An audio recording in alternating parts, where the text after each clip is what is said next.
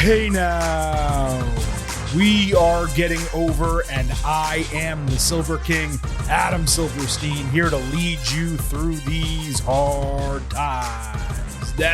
With episode 594 of your favorite professional wrestling podcast. That's right, Getting Over is back once again, and it is Thursday, so you know exactly what that means. We will be breaking down everything that happened over the last week across NXT and AEW. This, as both shows are building to major premium live events and pay-per-views, of course. NXT Battleground and AEW Double or Nothing, both upcoming Double or Nothing, of course, before Battleground itself. Now, we have an absolute ton to get to here today on the Getting Over Wrestling podcast, as we always seem to. So let's not waste another moment. Allow me to remind you that this show is all about Defy. So please head on over to Apple Podcasts and Spotify. Leave a 5-star rating on Apple. Take a little extra time. Leave a 5-star written review. If you do, we will read it live right here on the show.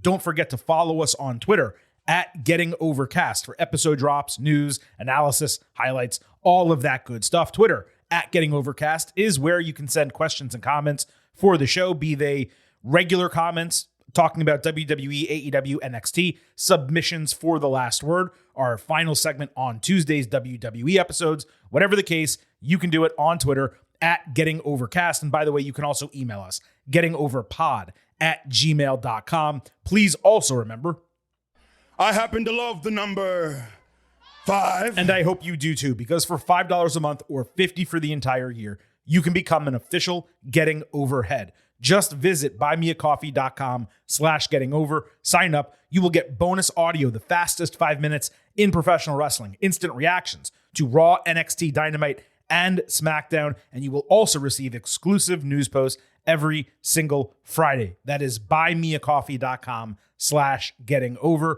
We would certainly appreciate your support. Now, with that out of the way, as mentioned, we got a lot to discuss. We're talking NXT, we're talking AEW, and there's even some extraneous news items coming from both brands. So what we're going to do is we're going to break down NXT to start. We'll talk about a couple of those news items on the back end. Then we'll go through all 5 hours of AEW and discuss some AEW news on the back end of that. There will be timestamps in the episode description, as always. But of course, I hope you are here to listen to the entire show. So with that said, let's kick off with NXT.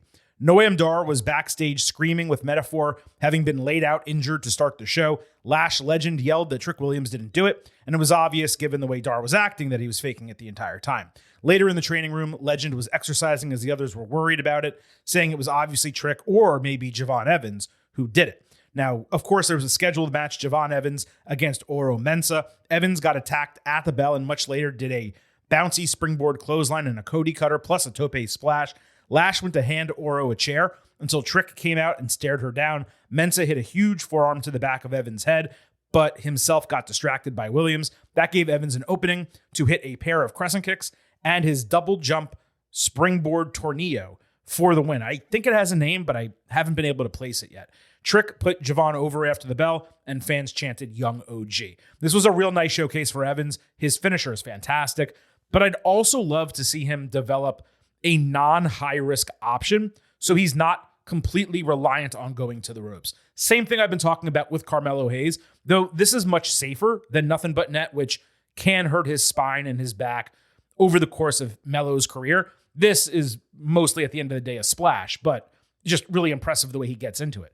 What's crazy is Javon is only 20, and his moveset is exceptional. I mean, he has an immensely bright future, and the fact that they're aligning him with Trick at this early juncture in his career is fantastic. I could definitely see them teaming pretty soon, going up against Metaphor, having each other's backs for an extended period in NXT. Again, just connecting those dots, making that relationship. It's so smart. Trick's the most over person in the company. Javon is basically potential rookie of the year type of talent, and throwing them together and having them be the stars of the show, just fantastic. Ivy Nile fought Lash Legend in a Women's North American Championship qualifying match. Ivy got a lot of offense early, and she countered a would-be avalanche chokeslam into a falling bulldog and her chokehold. Jakara Jackson grabbed Nile's leg as a distraction. That allowed Legend to hit a huge pump kick and get the 1-2-3. I was disappointed that this was the matchup because I actually hoped both of them would ultimately compete at Battleground. The other issue I had is Legend just beat a main roster superstar, which is fine, but she beat her with a kick. I want to see something more impressive if Ivy's going to get pinned and if Lash is going to advance in what is, it's not a tournament, but a qualifying match toward a huge title match at a premium live event. Now, hopefully Chad Gable uses this loss from Nile in storyline Monday night on Raw. That would be even more reason for him to say, hey, look, you need to concentrate on your training and maybe even get in with a new version of Alpha Academy, her, the Creed brothers, and Gable, as opposed to Oda Akira Tozawa and Maxine Dupree. Obviously, Lash had to be in this match one way or another, so at least it was good that Ivy got most of the offense early, and then Lash came through at the end and got the win. There was another Women's North American Championship qualifier, Sol Ruka against Izzy Dame. Kiana James backstage gave Izzy a vote of confidence ahead of her qualifier, saying it was her turn to run NXT, of course, while Kiana is on the main roster. Sol completed but totally missed even touching Izzy on like a flipping X Factor out of the corner. Not sure that's a move that can be reasonably executed. They did a big spot on the table, and Ruka ate a flapjack. Sol actually landed on her feet out of a backdrop at one point, which was scary just because she just had knee surgery, but she was fine. And then she ended up hitting Soul Snatcher out of nowhere as a corner counter for the victory.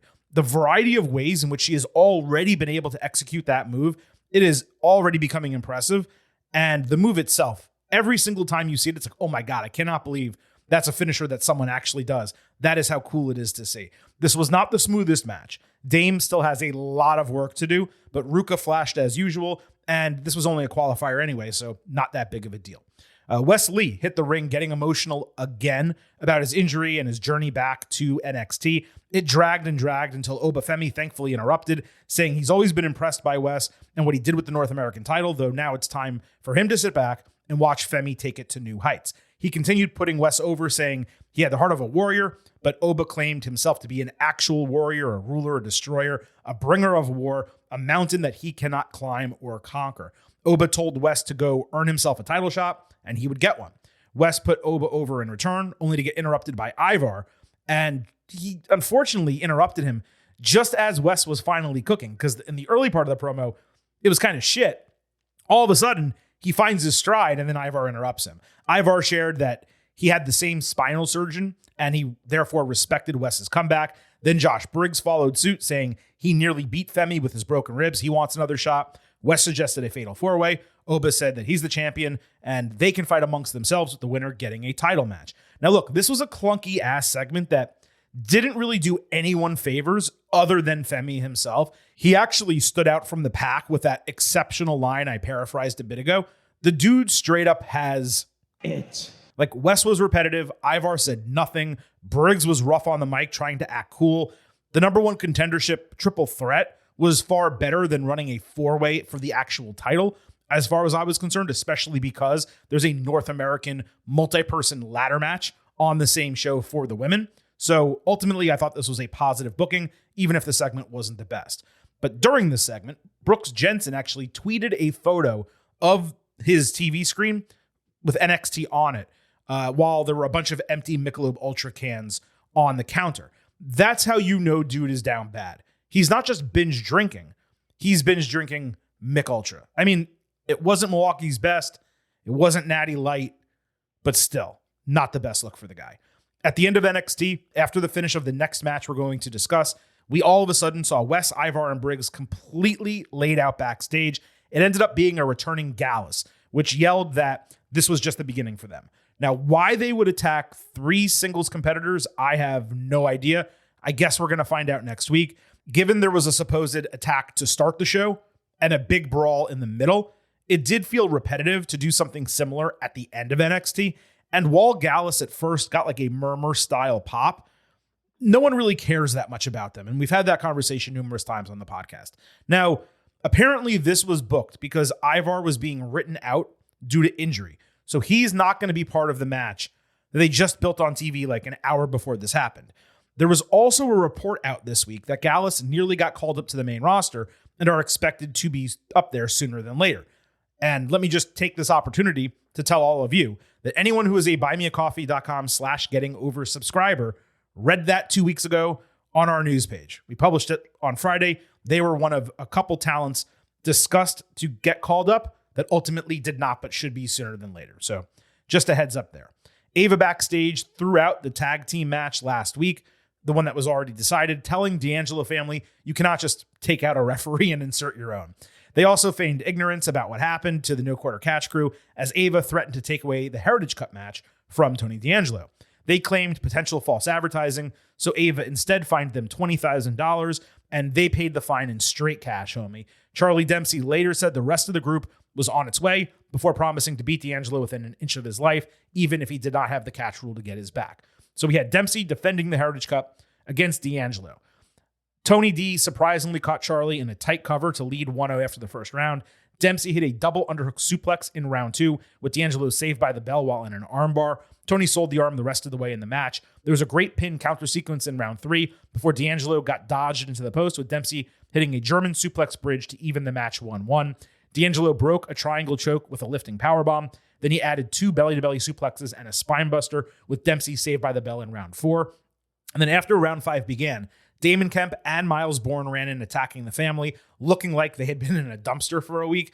D'Angelo escaped a fisherman suplex attempt and moved Dempsey into Forget About It, which is like a fisherman suplex driver, I guess you can call it, to win the Heritage Cup in the main event of NXT. Overall, this was pretty entertaining with a nice story told throughout. It was not a main event, though. And while I did feel NXT as an entire show delivered once again on Tuesday, it suffered by not having something stronger in the closing. Also, because of the Gallus attack we just discussed, this was like an AEW title change where the new champion got 5-10 seconds in the spotlight and then the show just moved on. This was Tony's first singles accomplishment in NXT, and it made it feel like an afterthought. I presume due to time constraints, maybe they had to rush it, but still, it was not a good look in that regard. Now, getting the Heritage Cup onto D'Angelo, it's ultimately going to prove to be a good decision, even if it does not precisely fit with the gimmick they have. Maybe they can like Italianize the cup or something, play into the heritage aspect. I am interested to see where that goes. Grade-wise, I don't grade every match, but probably around 3.5 stars B. It was the best or second best match on the show behind Evans and Mensah, which I would put probably 3.5, 3.75 B plus for that. So 2 real solid matches on NXT, despite neither of them being, I would say, the most important thing that the show could put on. Shayna Baszler and Lola Vice backstage were curious to find out who Ava chooses as Roxanne Perez's opponent for Battleground. Carmen Petrovic and Natalya suddenly blindsided both of them with some chick catching a stray as they all brawled. Carly Bright, who is apparently the girl that got struck in the face, begged Ava for a chance to get revenge as Tatum Paxley peeked at the conversation through the blinds in Ava's office. Ava ultimately relented, saying Carly impressed during the Combine and deserved an opportunity to get even with Lola. She did a short video package, didn't really get a character introduction, but at least we got to learn a little bit about her. So we got Bright against Vice. Carly mostly got her ass kicked with Lola hitting a spinning back fist for the win. Shayna again tried but failed to get her to stop dancing. As the heels went back after Bright, Natty, and Carmen made the save and challenged to a tag team match next week. So look, this is developmental, and that means it's a developmental show with developmental talent. And that's how we evaluate the neophytes that we see on our screen. But Carly just was not at all ready for prime time. She should not have been in this match. She looked like a cheerleader who watched wrestling for a year and thought she knew what to do in the ring, except she didn't fully know what to do in the ring yet. As far as the match booking, it makes total sense. But it's also tough to go from NXT Underground to a regular tag team match. I know overdoing NXT Underground is a bad idea, but running that back in a tag situation might have been immensely interesting as opposed to doing this, which is kind of just a shrug because the animosity between these 4 is such that it should call for something beyond regular wrestling rules. It could be a street fight, a steel cage match. It needs to be more than just 4 people walking into the ring and fighting each other when, again, we had an underground match like 2 matches ago in this feud. So you can't start there and then go backwards is what I'm trying to say. We talk about this with the WWE main roster. all the time. And it's interesting because the philosophies across the three major brands, I guess if you want to call them that, are completely different. WWE these days under Paul Levesque doesn't quickly enough go to stipulation matches. NXT seems to hit them too early and then go backwards. AEW gives you stipulation matches for no reason whatsoever. You think that a regular match is coming and all of a sudden it's a street fight and you just don't understand why that happened when there was no storyline to build to it. So they all kind of have ways they can improve. But in NXT, I don't like going from NXT Underground to a regular tag team match. It should be something different. Maybe it will be by the time we get to NXT next week. Ridge Holland backstage told Axiom and Nathan Frazier he found some things in common with Chase U. The Good Brothers popped in with Carl Anderson sporting a crazy bad spray tan. They hypocritically said Ridge is not pure NXT and that he's got an anger problem. Then they basically challenged, suggesting he wouldn't find a friend to team with him. Chase U later came up to Holland with Andre Chase suggesting that Riley Osborne be that partner. Holland was game. He wanted to earn his respect and get in his good graces. So we got Holland and Osborne against the Good Brothers. Ridge cleared house on the hot tag and protected Riley during a portion of the match. Holland had Carl Anderson up for an Alabama slam, while Osborne missile drop-kicked him in the stomach, allowing KA to get the easy win. After the match, Riley apologized. Ridge said it was okay because things happen, and they kind of seemed to rally around trusting Holland. There was literally nothing to this. The backstage segments were somehow better than the wrestling, and those weren't that good either. But it does seem like Holland in Chase U is happening, and that's at least interesting. So we'll see how that plays out. Idris Enofe and Malik Blade fought out the mud. Enofe was distracted backstage, rubbing a rabbit's foot for luck. Brindley Reese took it away and boosted them confidence-wise before the match. NXT forgot to remove scripts from the OTM Titantron graphic. I noticed that. The faces did a do-si-do double clothesline, and then hurricanrana the heels into each other before hitting stereotopic on heroes, though one guy got no protection on it. Jada Parker pulled Enofe's leg, leading Reese to attack her with the guys separating the girls, but they got right back into it again after commercial with 5 referees separating them. Enofe's boot unbuckled before he hot tagged. Booker T made me chortle, saying Idris must have gotten the boots from Mexico. That prevented him from running for a tope, and the heels took advantage with an assisted power slam for the win. OTM struggled a bit here in the wrestling aspect. They've done better in prior matches. The storytelling, though, was super interesting. Cannot remember the last time someone just had a straight-up bad luck gimmick like Enofe. It's different from Baron Corbin, because he put himself in the position to have bad luck. He was betting money and losing and so on and so forth. Enofe, things just happened to him that he can't get around. And the women being out for blood with each other, that added a lot of intensity to this match.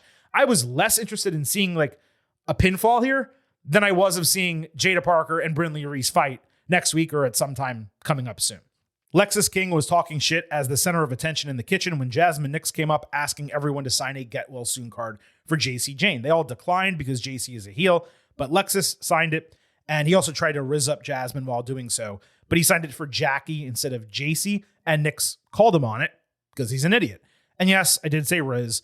I know it sounds weird to me as well. Just get over it. This was a nice character building segment for King. He continues to thrive more in that role as a character, doing backstage segments, than he does in the ring.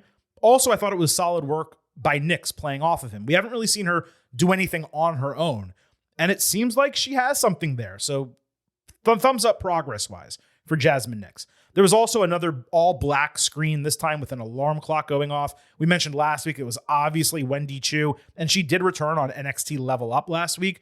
So that's definitely what's happening sooner than later. Fingers crossed that all is good, and Wendy Chu will be back on our television screens. So look, NXT this week, super entertaining show once again. Not as high quality of an episode, especially wrestling-wise, as we got last week, but there was still enough where the 2 hours flew by and you kind of forgot that you were watching professional wrestling for a period of time. Like, oh, this is just super entertaining, because that's what NXT does. I put it over to you guys because it's one of those rare wrestling shows where you can kind of just turn your mind off while you watch it. You don't have to heavily evaluate and critique every single thing that happens. I mean, we do on the podcast because that's literally the point of doing the show. But as a viewer, you can just watch it and sit back and enjoy, get a drink, get something else, and, you know, just laugh along with kind of some of the ridiculous shit that they do in NXT. I still find it super entertaining.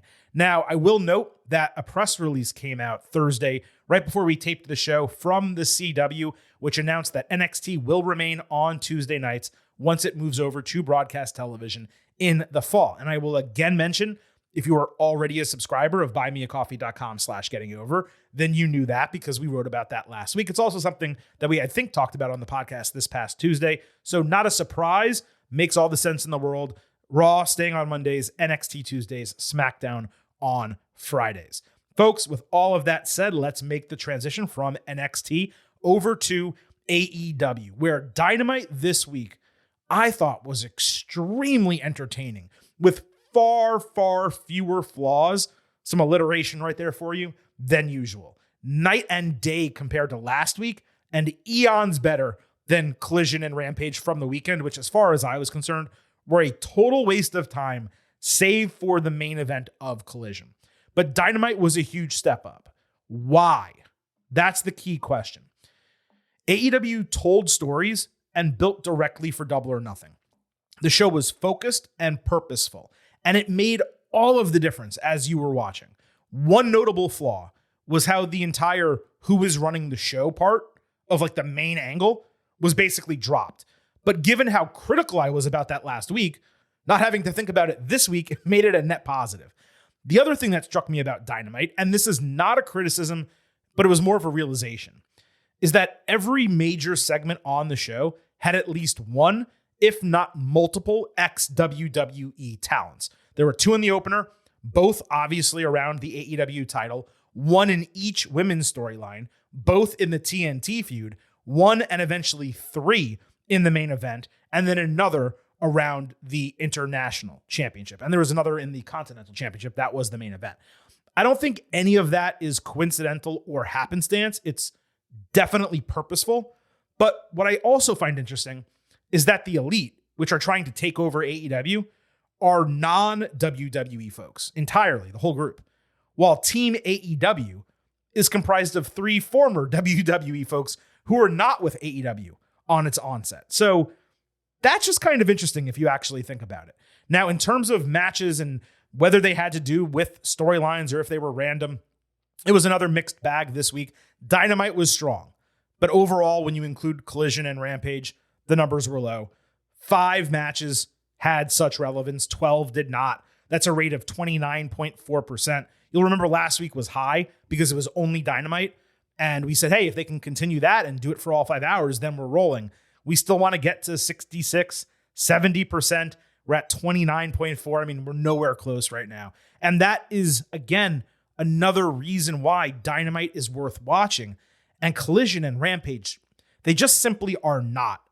I suggest, like at this juncture, DVRing those, like watch Dynamite live and DVR it, obviously, if you can't watch it live. But Collision and Rampage, those for me, DVR shows. If you want to go to Cage Match to see if there's any particularly good matches, if you want to read some recaps or listen to this podcast and find out what perhaps I liked or what other people liked from the shows, you can go and watch them and fast forward. But it's just so tough to recommend 3 additional hours of pro wrestling each week when not much happens on those shows, and you generally don't even need to watch them outside of the go-home show when it comes to pay-per-views. So I continue to be a fan of Dynamite.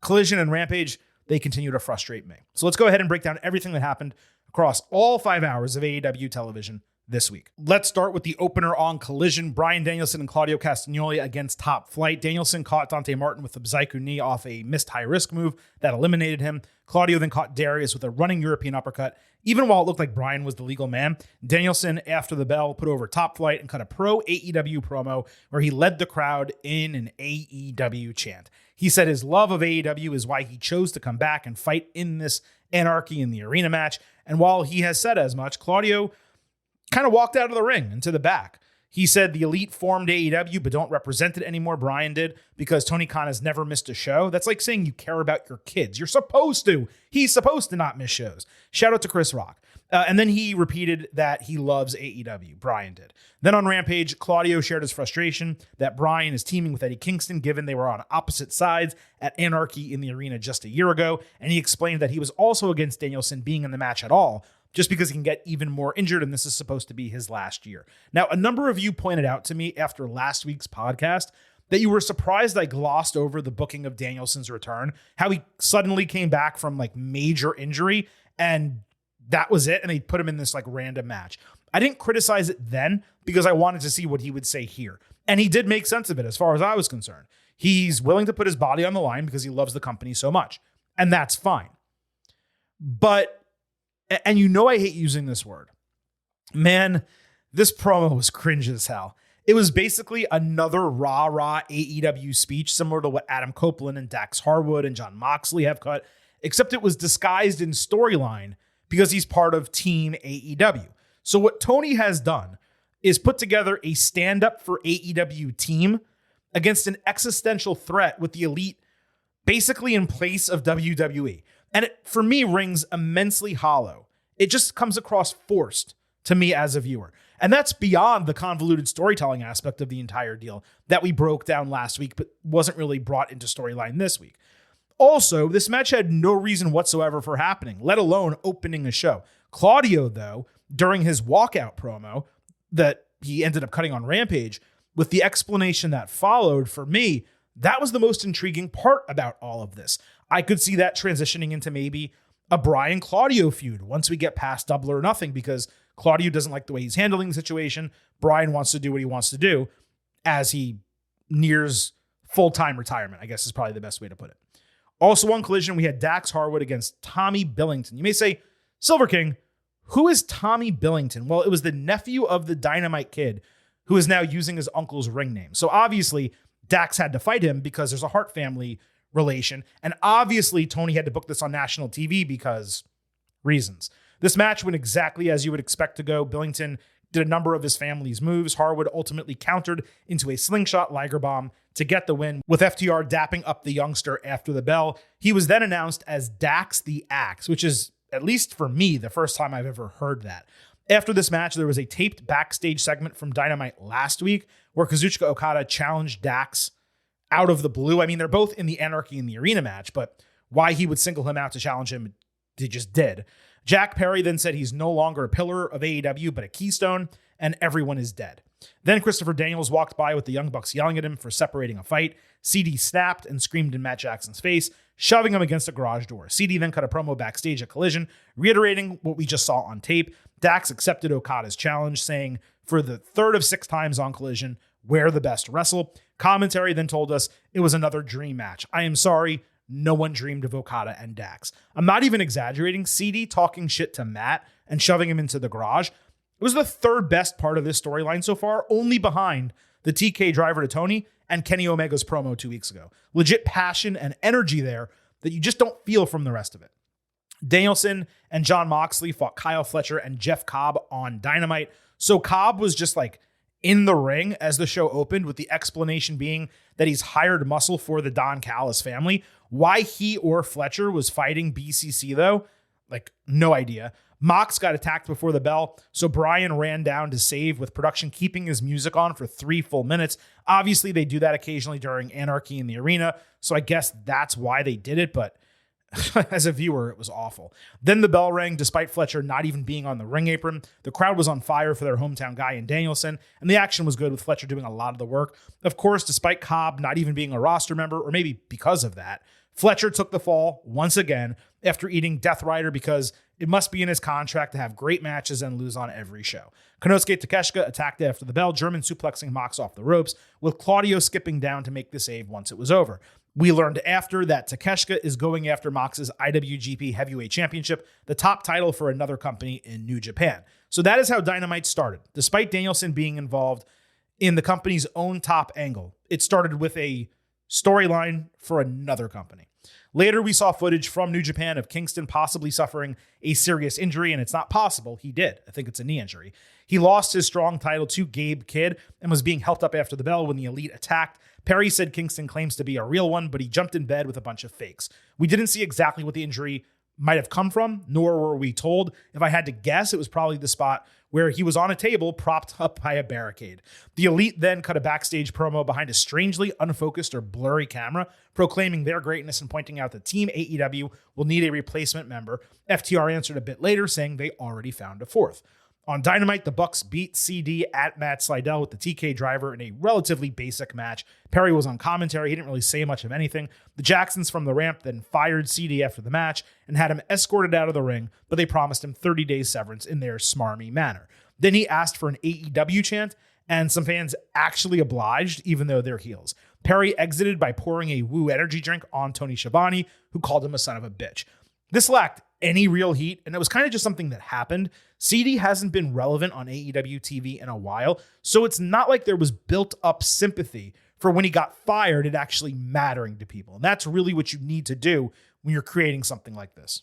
The main event of Dynamite was the Continental Championship, Okada defending against Harwood. Dax took a draping DDT off the barricade and beat the count at 9.9, which was a pretty good sell.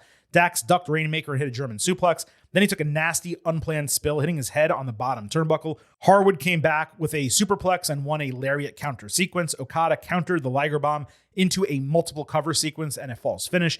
Dax reversed the Tombstone Piledriver, but missed a flying headbutt. Okada quickly broke a sharpshooter and grabbed his title, leading to a distraction low blow where he kicked the middle rope, and then he hit Rainmaker to retain. The Elite attacked immediately after the bell, with Danielson saving, but getting beaten 4-on-2. This was to reveal the bonus man, the replacement for Team AEW, which wound up being Darby Allin, attacking, coming out of the ring with a skateboard. Cash Wheeler came down for a full 4-on-4 brawl. All 8 guys did it with each other to end the show. Hey now, really strong match. Fun reveal of Darby to cap Dynamite. It's kind of insane that he's going to be in this match, given not only the fact that he broke his foot 2 months ago, which prevented him from climbing Mount Everest, but also the fact that he literally got hit by a fucking bus a couple of weeks ago. The truth is that Darby actually makes way more sense in this match than Eddie Kingston ever did, because he's a direct counter to Perry, and the match is going to be far better with him involved than it would have been with Kingston.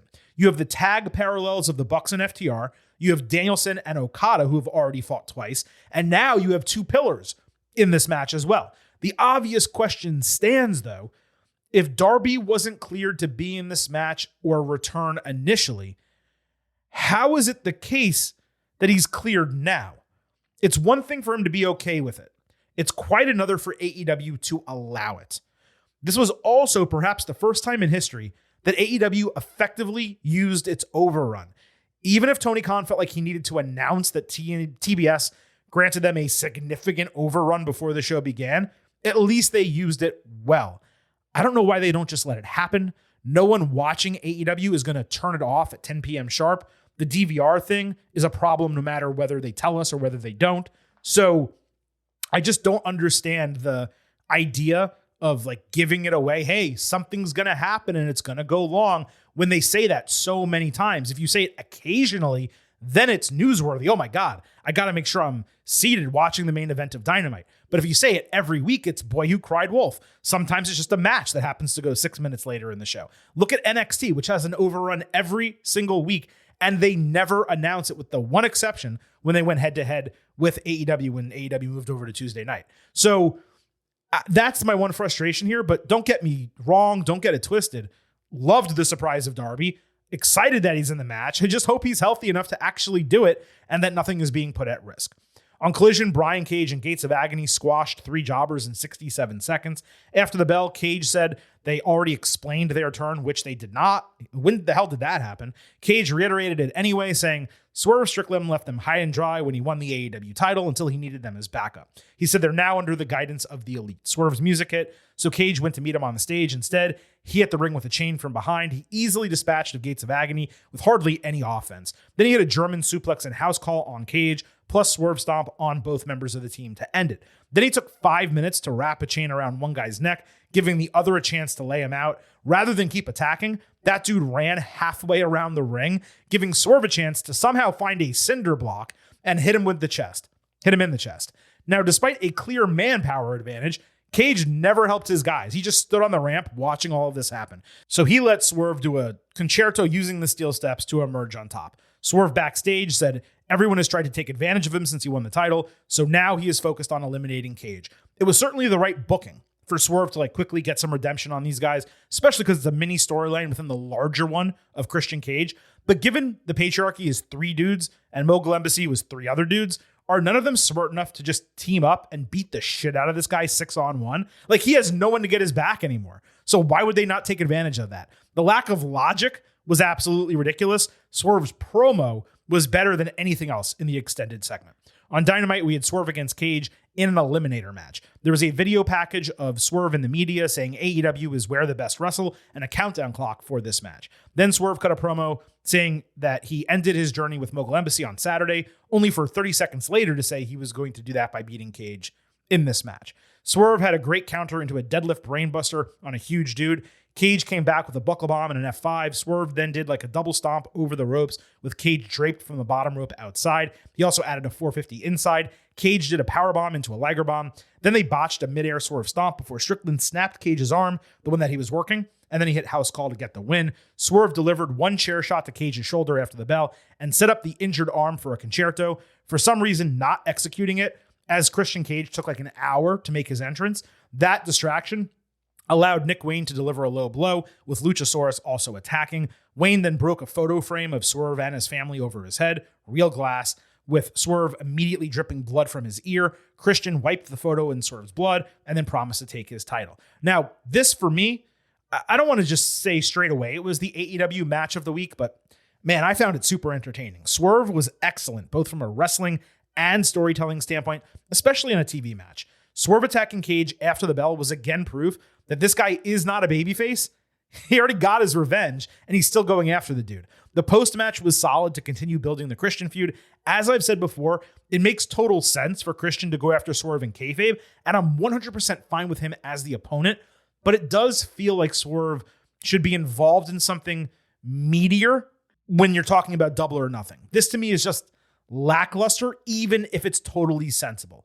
Part of the reason it feels that way for me is that AEW took Swerve, its brand new champion who they are bolstering as the first black man to hold the strap, and they're trying to put him in media interviews, they're doing all this stuff.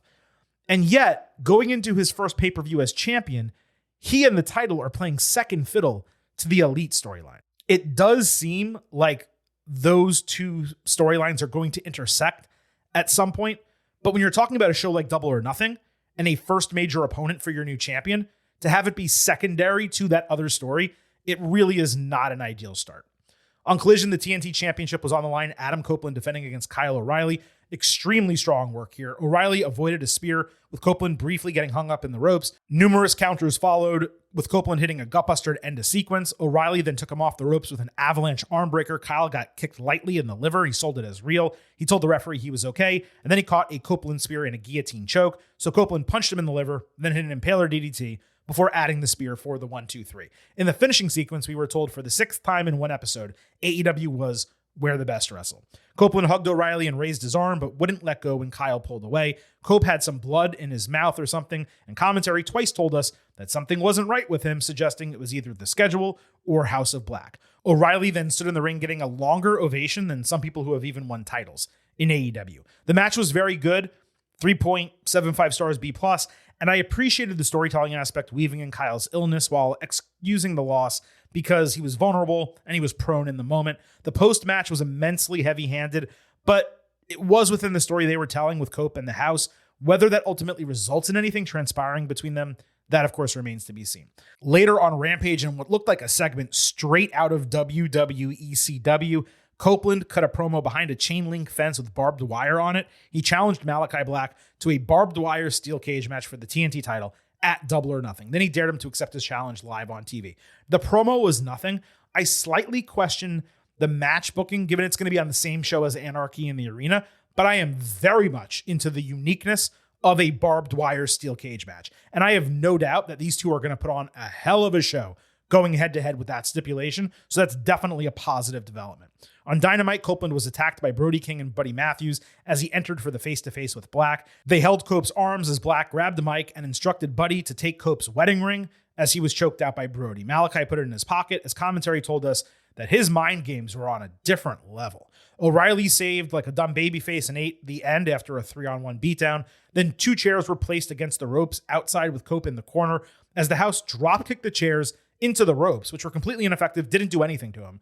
And then Brody hit a cannonball in the ring, which was the opposite. It looked totally effective because he's an absolute monster.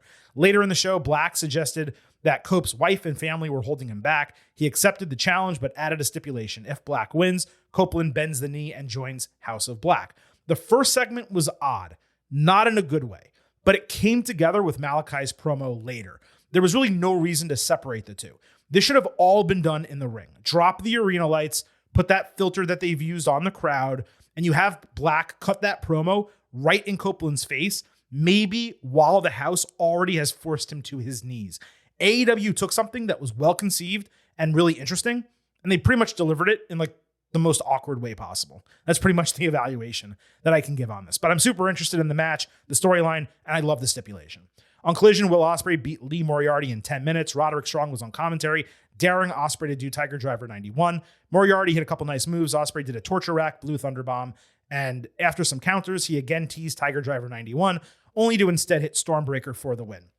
Shivani on commentary screamed about Stormbreaker like Will hasn't been using it for years. Strong distracted, allowing Shane Taylor to attack Ospreay and hit a KO punch, because that's what we need, Ospreay and Shane Taylor. Ospreay was great as usual, but going this deep with Moriarty was really silly. Wouldn't it have made more sense for Will to fight the Kingdom in like singles matches leading into a match with Strong, or for Strong to sick Wardlow on him to try to wear Ospreay down? Like, why are Moriarty and Taylor involved in this? On Dynamite, there was a stand-up interview segment with Ospreay and all of Undisputed Kingdom, sans Adam Cole. Ospreay said he doesn't respect Strong only because he has never reciprocated it. Strong said that's because Ospreay is talented in the ring, but an idiot outside of it. He didn't give any proof or reasoning why. Strong called him a fraud, a coward, and a child, to which Ospreay said he would teach him humility and take the only thing that makes him important, the title. Even though this could have used some specifics, it was a terrific face-to-face. Top-notch rotational camera work showed both guys' perspectives as they spoke. This was probably one of the best things AEW has done from that standpoint, like a camera production standpoint, maybe in its history. A match that felt like a shrug to me finally gained a level of intensity. I'm actually interested in seeing it now for storyline reasons beyond the work rate standpoint, which I was interested in watching it anyway. On Collision, Hook cut a promo sitting on some concrete steps, presumably in Red Hook, saying Chris Jericho has pissed him off, but that did not surprise him. He said Jericho doesn't know what he can be, but he'll show him. It was fine, short, nothing different than what he's done before. He obviously ran through a jobber in 30 seconds on Dynamite, and the match was only used as a segue for Chris and Big Bill to come out. Jericho did his normal shtick, with Hook challenging him for the FTW title immediately. Chris obviously declined, calling it a teaching moment, shout out Chase U, as fans chanted, "Please retire," which threw Jericho off his game, saying he'd be inducted into every Hall of Fame in the world when he does retire. Jericho said there'd be a qualification match on Collision with Hook and a few others. Apparently this match was already set, but we don't know how many people, we don't know the specifics or anything like that. Like a dumb babyface, Hook then lightly bopped Jericho on the head with a microphone, despite being outnumbered 2-on-1, so Katsuyori Shibata made the save as he was getting his ass kicked. Jericho somehow bled from getting hit with a foam microphone cover. You all know I've been immensely bullish on this Jericho gimmick well before others started buying into it. Now I'm wondering whether it's already peaked, because this felt like it was back on the decline. Hook continues to have negative presence in the ring, barely any mic ability. Jericho, who needed to control the segment, got thrown off his game, and the logic of everything, it was just missing. I'm not going to flip on it overall just yet, but I better see some improvement next week. Hook later was confident that he would ultimately win that match, with Shibata saying he wanted a chance also. Then Samoa Joe came in laughing in Hook's face, saying that he's falling into the same shit as usual, and Jericho has him going after his own man in Shibata. Joe's suggestion was that Hook and Shibata could wreck shop if they teamed up, and nothing he said was that negative toward Hook. But as Joe walked off, Hook put on this hysterical mean mug that looked so fake and forced, and then he said, "I'll fight you, Joe," which, first of all, we already saw how that went. And it wasn't even the point of the segment. Joe wasn't challenging him. He wasn't calling him a piece of shit. He was saying, dude, you're getting worked by someone.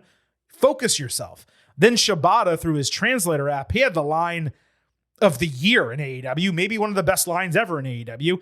And the translator app said, "He's too large to be wearing a floral pattern," referring to Joe. Thought that was hysterical. Basically, this was good from everyone except Hook. On Dynamite, Willow Nightingale and Mercedes Mone had a TBS title contract signing.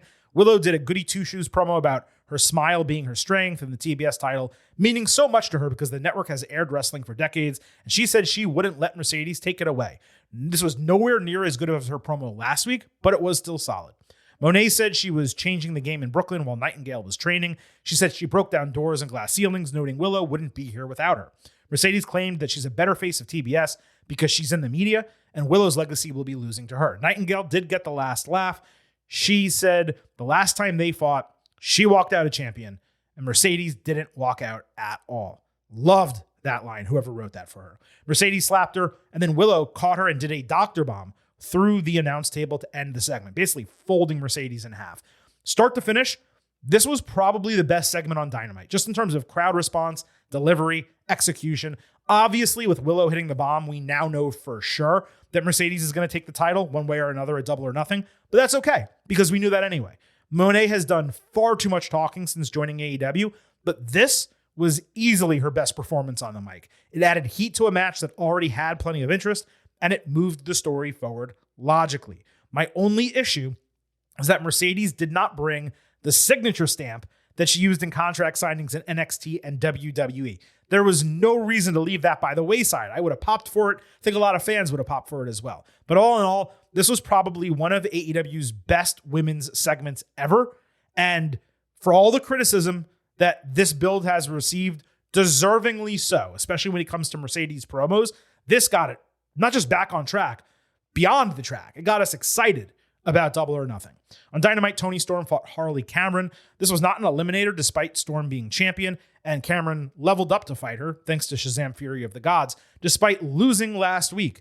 And yet, this was called a grudge match when there was no actual grudge. Serena Deeb came out to watch while holding her flag. Storm caught Cameron on the ropes with a backstabber hitting a DDT and a fisherman suplex bridge, which by all accounts, against an opponent like Harley, should have just ended the match given Storm as the champion. Nope. Toni took a Eat Defeat and a Shining Wizard, and she only won because of a fake out that led into Storm Zero. We already went over Harley's lack of credentials last week. The fact that this was as hard fought as it was against the champion made zero sense. It being called a grudge match when there was nothing at all special about it made zero sense. And yet, I gotta again give Harley credit because she continues to exceed expectations. That's really about it, though. On Collision, Thunder Rosa beat Robin Renegade in 8 minutes. Thunder, who was back in full makeup this time, avoided a moonsault and won with a Cobra clutch seated.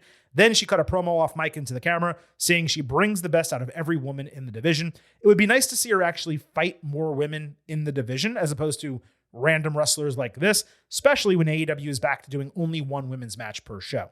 On Rampage, Deonna Purrazzo beat Lady Frost in 8 minutes. In a promo before the match, she suggested Thunder was dodging her, and she promised to make an example out of Frost. Purrazzo ultimately won with a shoulder tackle while Frost was in the Tree of Woe. That looked really cool. I'm surprised more people don't do that.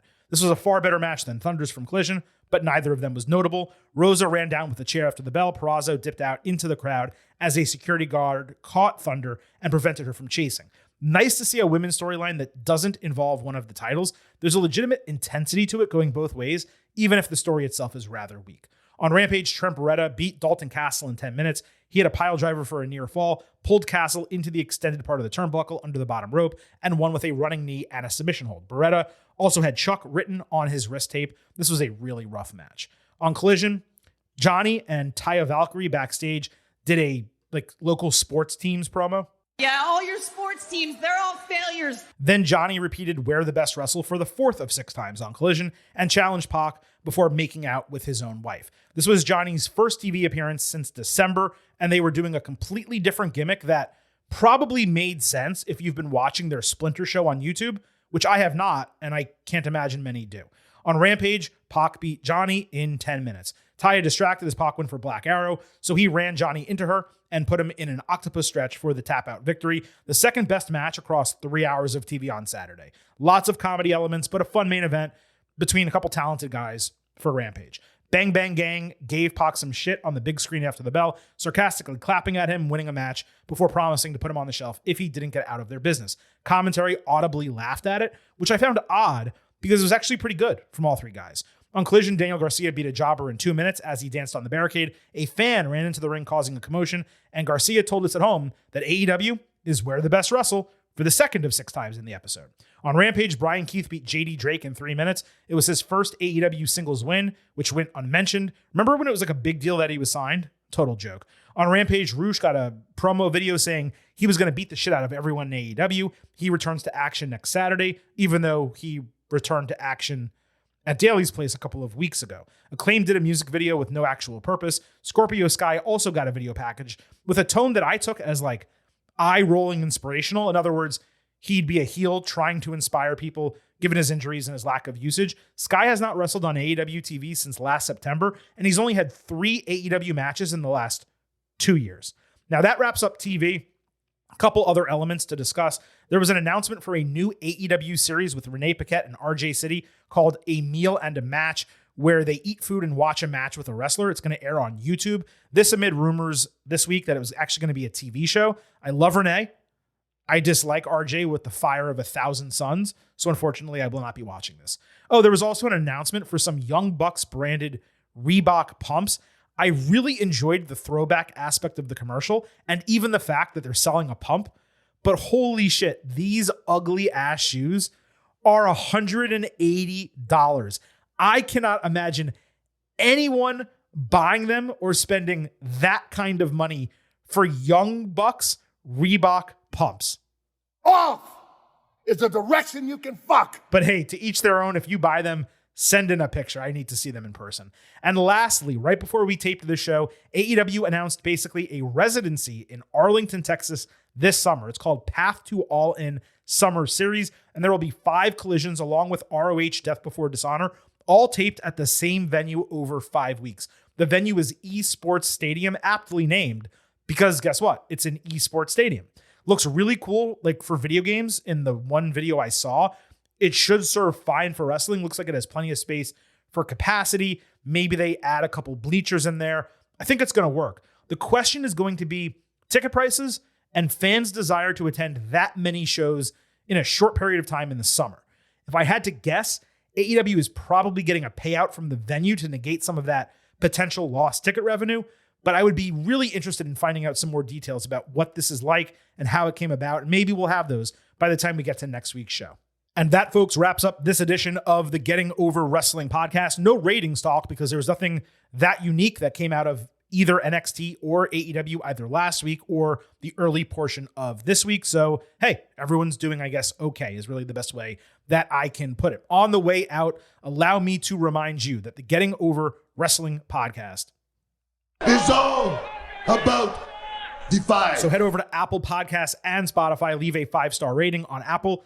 Take a little extra time, leave a 5-star written review. If you do, we will read it live right here on the show. Don't forget to follow us on Twitter at Getting Overcast for episode drops, news, analysis, highlights, all of that good stuff. Twitter is also where you can send in questions and comments for the show or submissions for the last word. Please also remember, I happen to love the number 5. and I hope you do as well, because for $5 a month or $50 for the entire year, you can become an official Getting Over head. Just visit buymeacoffee.com/gettingover. Sign up. You will get bonus audio, the fastest 5 minutes in professional wrestling, instant reactions to Raw, NXT, Dynamite, and SmackDown. And you will also get exclusive news posts every single Friday. Again, that is buymeacoffee.com/gettingover. In terms of what's still to come here on the Getting Over Wrestling podcast, we will be back on Tuesday with your WWE King and Queen of the Ring Ultimate Preview. Same bat time, same bat channel on Thursday. We'll be back talking NXT and AEW. And of course,